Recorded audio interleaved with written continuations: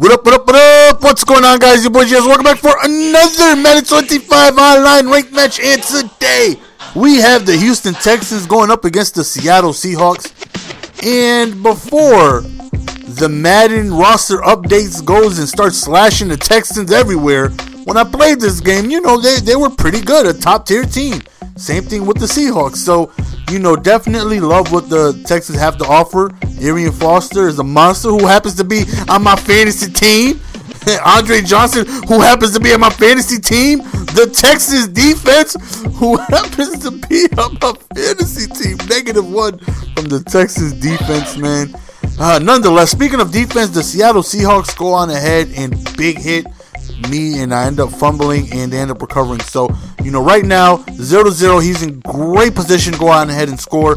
You know, and it looks like he's got himself a, you know, running style offense, which, you know, who wouldn't? You know, you got the Seahawks, you got beast mode, you want to get him activated as quickly as possible. Right here, he rolls out. Oh, man, I thought I might have been able to jump that, but he tested me anyways. I was right there. How in the world do I not jump that? I was running with that the entire way. Nonetheless, he ends up scoring on a touchdown, so it's 7-0 right now. And, you know, frustrating. Fumbles are always frustrating, but, you know, they're part of the game. So hopefully I can go on ahead and have a different result this time around and hopefully not be able to fumble. So, you know, as I said, in the game of Madden, Texans are very, very tough. You know, they have playmakers up and down the field.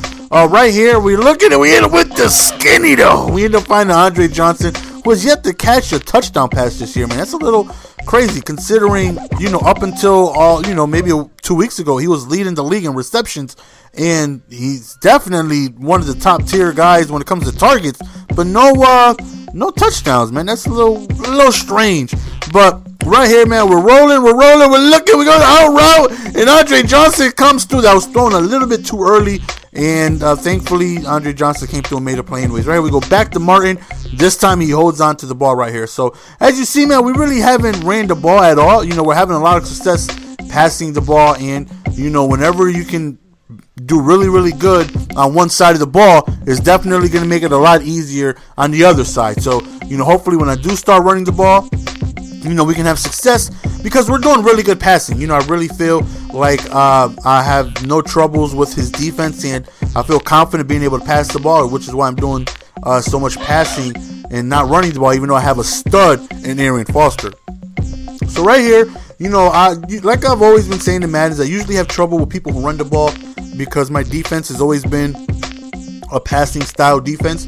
You know, I've just learned from previous Maddens, man, that people generally just pass. So for the most part, when I run into those people who run more than pass, you know, they give me trouble because my defense is always set around passing. And, you know, right now I gotta feel like I gotta do a job to take Marshawn Lynch out of the game. You know, being able to do that by stopping him, just limiting his runs and, you know, not, you know, limit his yards per carry and things like that, I'm probably not going to do the best of, you know, because like I said, I always usually come on not dime or nickel.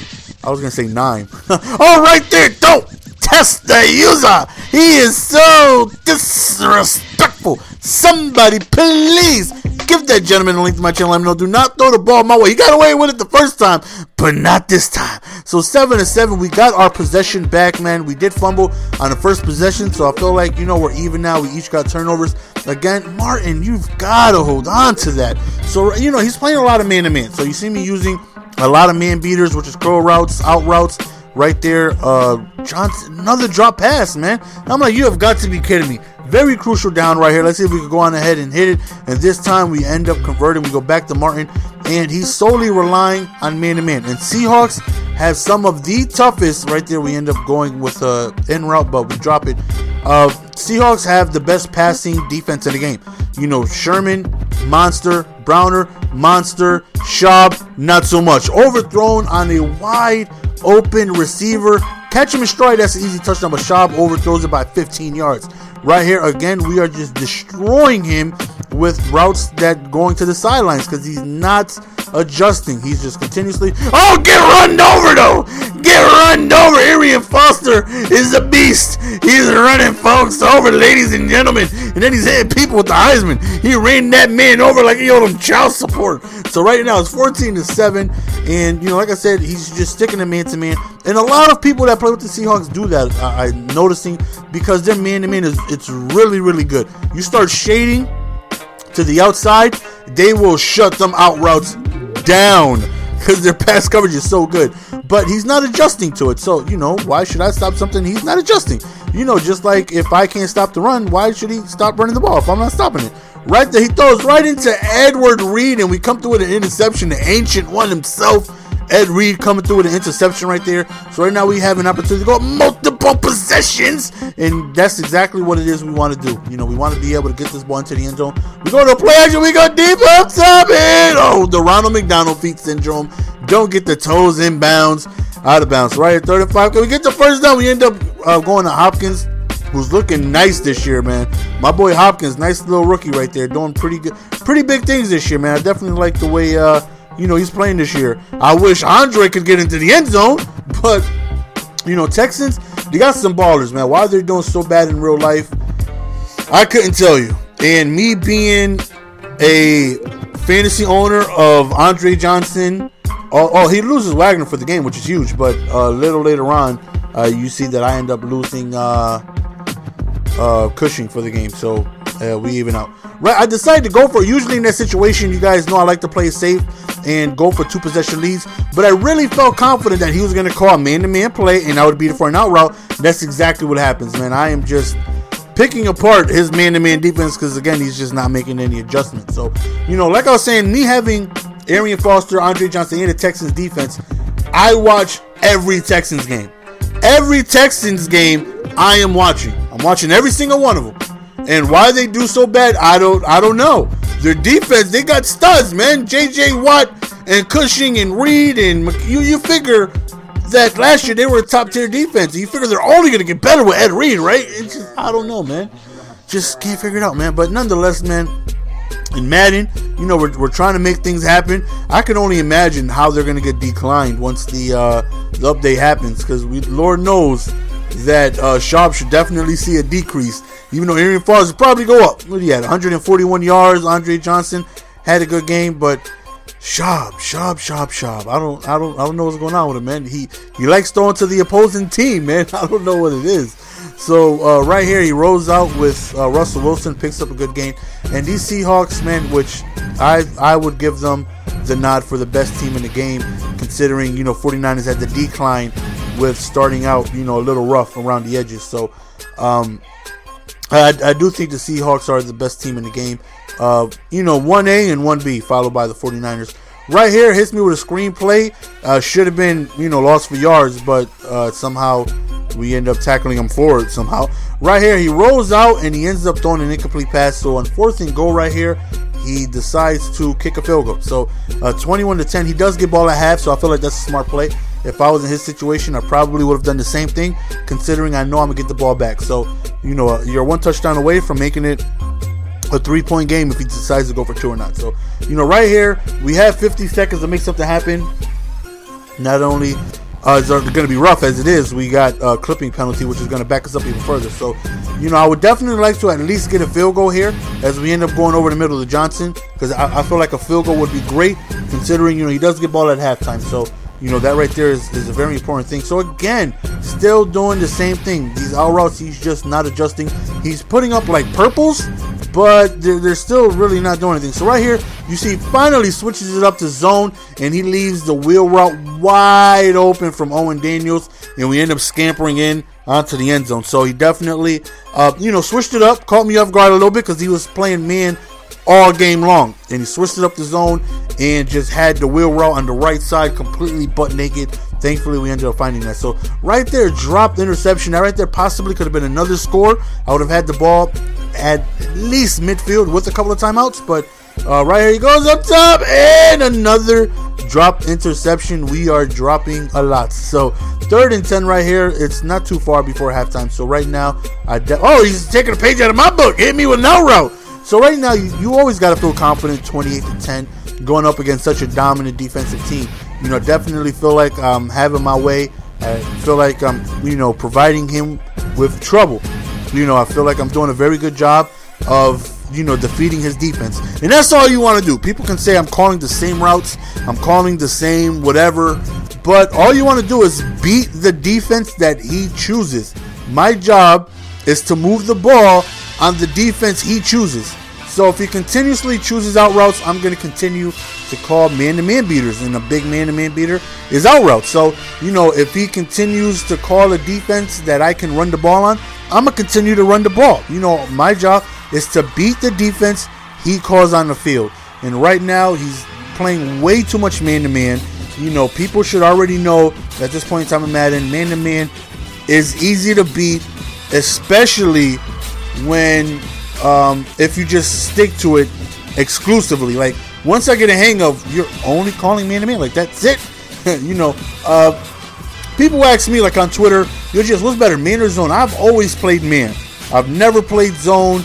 I would, for the most part, I played a lot of cover 2, cover 4, things like that, but it was always man-to-man. I want everybody accounted for on the field. I want everybody to be manned up. I want everybody to have an assignment. And this year, since I've been running a little bit of Debo from Madden Mastermind, and actually not a little, I just run 2 plays out of Debo. Debo has, 30, 40, 50 blitzes. I don't know. I run 2. I just literally run 2. And both of those are zones. And I noticed that when you run zone, it's just better. I suggest running man-to-man sporadically to catch people off guard. Like, if people play, zone, and catch me off guard with a man-to-man, then I'll make a mistake. Or, if I didn't throw any man beaters on the field because I'm not paying attention, because all I was throwing was zone. I suggest, even though people are going to be, this is going to be the top comment, I already know. I see it. It's going to have 13 thumbs up. I already see it. I'm not taking defensive advice from Mr. Golden Sports. He gives up 100 points a game. This is true. But I'm still a 75 to 80% winner of my games. And for me personally, I would say zone is better than man. Some people may argue otherwise, but I think zone is better than man, and I think you should run man every now and then just to catch your opponent off guard.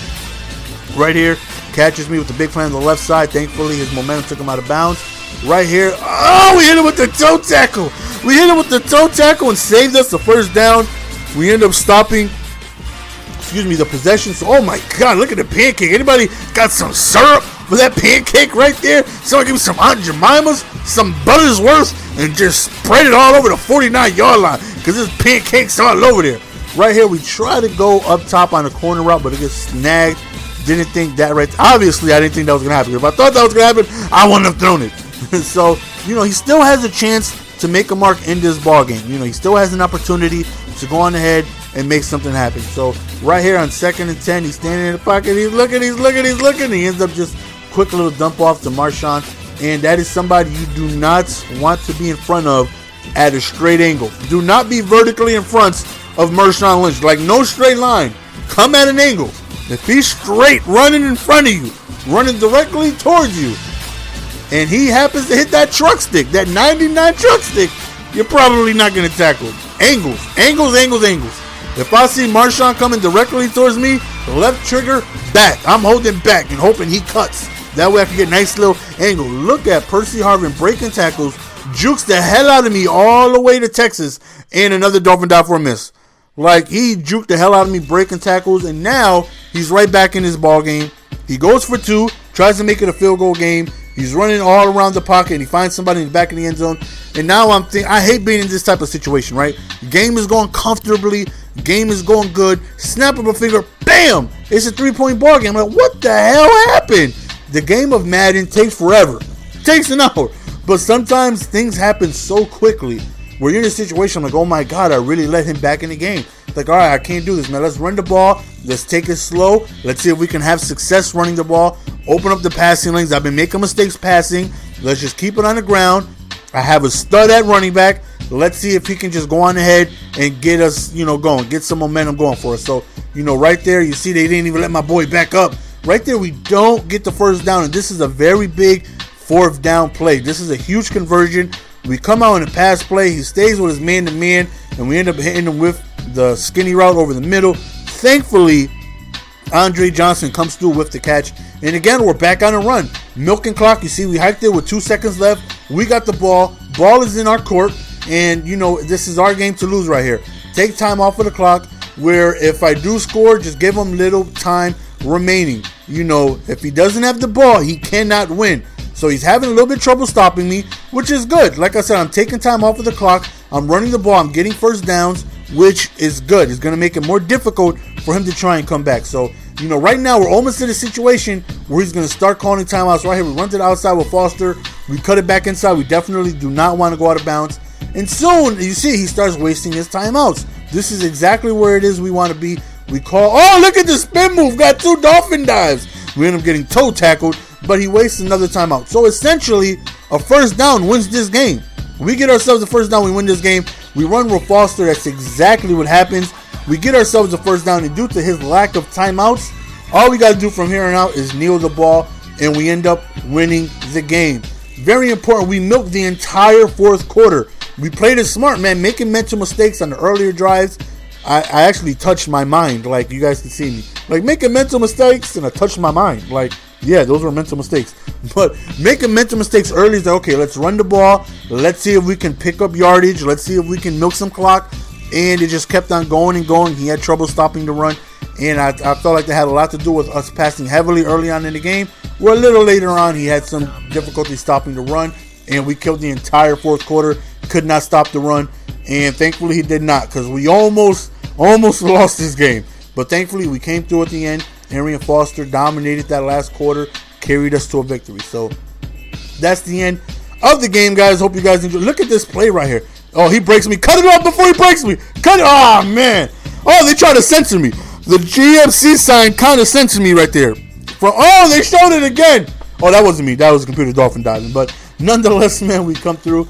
Hope you guys enjoyed. As always, you guys know, love each and every single one of you guys, man. These videos are done for you guys, man. I hope you guys, you know, find them, you know, entertaining. At the end of the day, all I want to do is put together a video that you guys can click on, sit back, and enjoy. And hopefully that's what happened. You know, if you guys enjoyed the video, job well done, you know. And a lot of people are like, yo, GS, keep up the good work. Always, man, as long as I have support from my family, man, as long as you guys are there, you know, to continue to show support and, you know, make me motivated to make these videos for you guys, it will never stop, man. We will continue doing videos until, I don't know, till baby GS takes over the family business. That's the end of the game, guys. Hope you guys enjoyed. I'm out. Peace. Give it to me, baby. Apples.